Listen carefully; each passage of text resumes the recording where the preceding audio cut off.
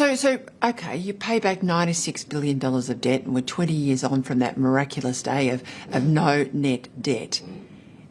What do you think when you look at the fact we're almost on the precipice of having $1 trillion of debt? Well, it's heartbreaking.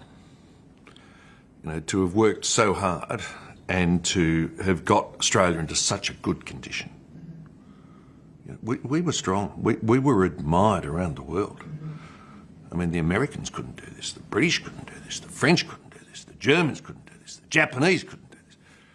And Australia stood out. And we were admired around the world. We got our budget under control. We'd eliminated Commonwealth debt, net debt. We're a shining example of a success story right now. So did you think it would go back so far, fast? I hope this would be a gift to future generations of Australians. That was my hope. You know, we've done this incredible work. We've cleared our debt. We've actually set up a savings fund called the Future Fund. Right? This is a gift to generations of Australians. In fact, what happened is the year after we left, they started borrowing again and been borrowing ever since. And rather than this being a gift to generations of future Australians, we've now borrowed $1 trillion, 1,000 billion. It's an albatross. We're celebrating Debt-Free Day with a debt of 1,000 billion, $1 trillion. That's where we've gone over the last 20 years. And the thing about it is this: it's making the future for young Australians harder. Because, as I said before, the debt doesn't disappear. You've got to pay the interest bill on that every year. It comes out of their taxes. And in fact, because we can't meet our expenses, we just borrow some more. And, you know, young Australians are in a significantly worse position today because of this debt. Now, I hear the current government talk about intergenerational equity, which they think means higher taxes. I started talking about intergenerational equity 20 years ago, and it was all about restricting your spending so you didn't need higher taxes. That's what they should have been doing. Peter Costello just went on live television and delivered a verdict that should terrify Jim Chalmers. Quick pause before we continue. Make sure to subscribe and hit the notifications so you do not miss any updates. Now, let us get into... What's missing, though, is that adult conversation that government used to have with voters to say, this is the opportunity cost of debt. This is the hospital we can't build or the frigate we can't buy because we're paying back debt or we're bearing an interest burden. Why are we not talking about debt anymore as we did? And do you think Australians understand the cost of debt? I think Australians would understand if someone would level with them, but nobody's levelling with them. And I think there's been fault on both sides of politics, right?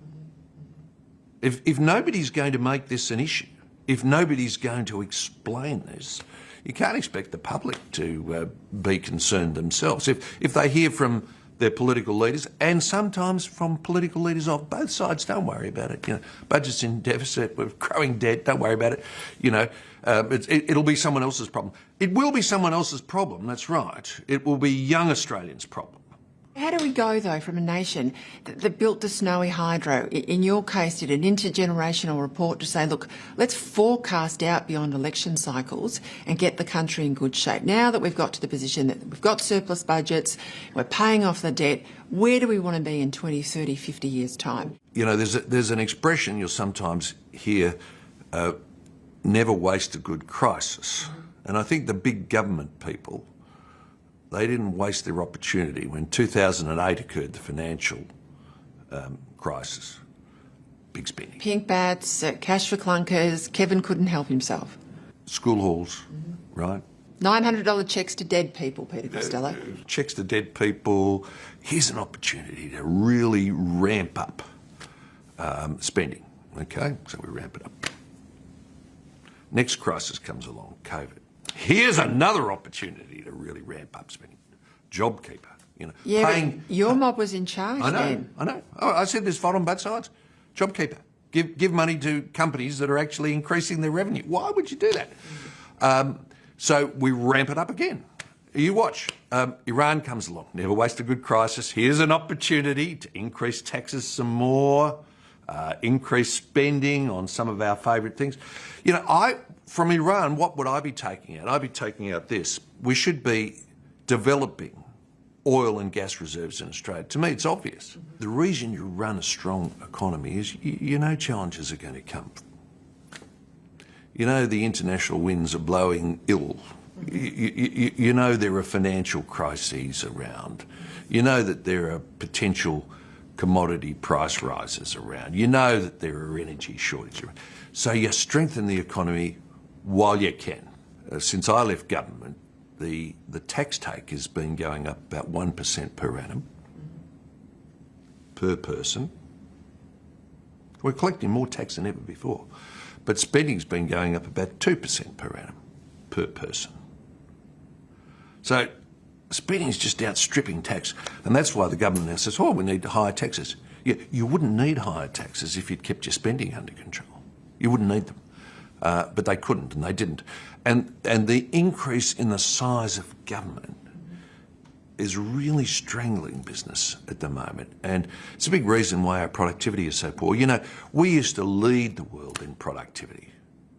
We were a shining example of how to grow an economy and increase wages in real terms off the back of doing things better and smarter. Do it. Costello, the man who once made Australia debt-free, says that achievement is about to be wiped out entirely. Gross Commonwealth debt is on track to hit $1 trillion by April next year, and Costello says it did not happen by accident. Here's where it gets interesting.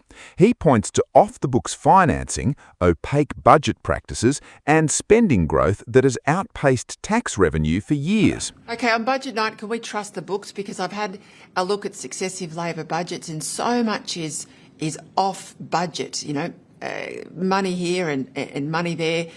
Things like the Future Made in Australia Fund, constrained to renewables, constrained to things like green hydrogen that private investment's now walking away. And we don't get the totality of costs, even on this so-called green transition. We can't get the whole scale of the energy spend there. We're getting compartments of the spending, but not the whole story.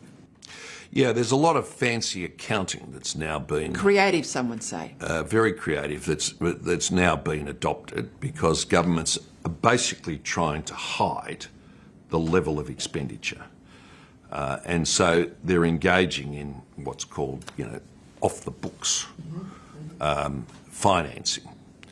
And there have been a number of big projects, hopeless projects, by the way, which we've lost a lot of money on, that have been conducted off the books.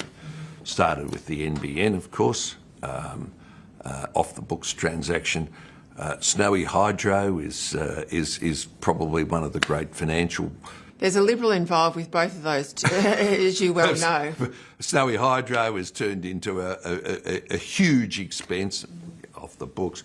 Reconstruction funds off the books. You know, when I introduced the Charter of Budget, honestly, the whole idea was to stop this kind of expenditures. But as the years have gone on, you know, they've got more and more into it. And so the accounts are not nearly as clean as they used to be.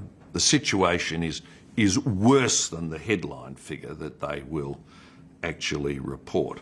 And that's why actually the debt figures are a much better indication of where we're going, because even though they can put some of this stuff off the books, they've still got to borrow the money to cover the costs. So the debt figures are much more, and particularly the gross debt figure is much more an indicator of the true financial position.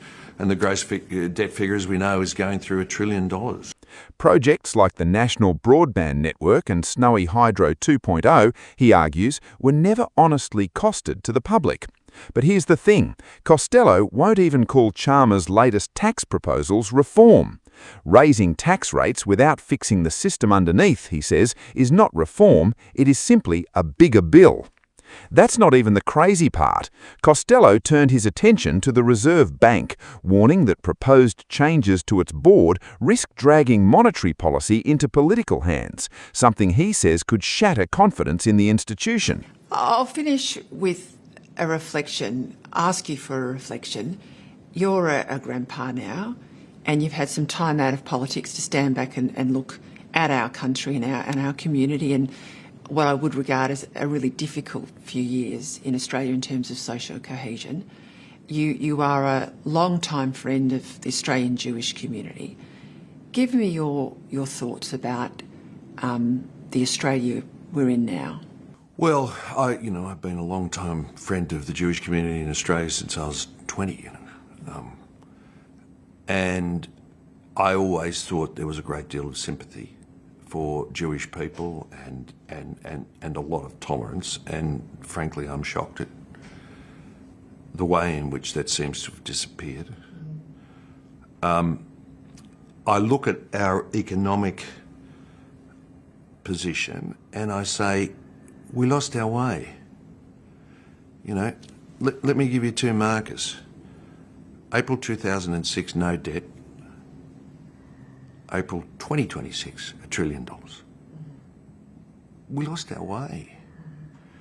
We lost the sense that we could do this. We lost the sense that we could be special. We lost the sense that we were prepared to work to make our country better. And it doesn't stop there. As the founding architect of the Future Fund, Costello revealed that no government since his own has added a single dollar of new capital to it. Worse still, the fund has now been ordered to prioritise renewable energy investments over pure financial return, a move Costello brands a betrayal of fiduciary duty. Let that sink in for a second. Victoria's debt alone now exceeds the combined debt of Queensland, New South Wales and Tasmania. So how did this happen? Costello says it comes down to one simple failure, a refusal to have an honest conversation with Australians about trade-offs and real costs. In economic terms, you're either building the pie up or you're running the place down. And we've been running the place down. And I do feel sorry for young people. I don't think Chalmers' idea to give them higher taxes is a good idea. But I do feel sorry for them because I think for 20 years their opportunities have been diminished. And you won't turn it around with higher taxes. Right? You've got to get your spending under control. The best thing you could do for young people is actually cut their taxes. That's the best thing you could do for them. So our somewhere we lost our way. We've narrowed our opportunities. They're more narrow now. Now, it's not irreversible. We've still got wonderful natural endowments if we were prepared to actually utilise them. We have wonderful natural endowments. We could recover it. But gee, we've got to change direction. Peter Costello, thank you. Thank you. What does this mean for you? A generation of young Australians inheriting higher interest bills and a government still refusing to call it what it is. This video is based on publicly reported commentary and interview statements. If you found this update valuable, subscribe for more Australian political coverage.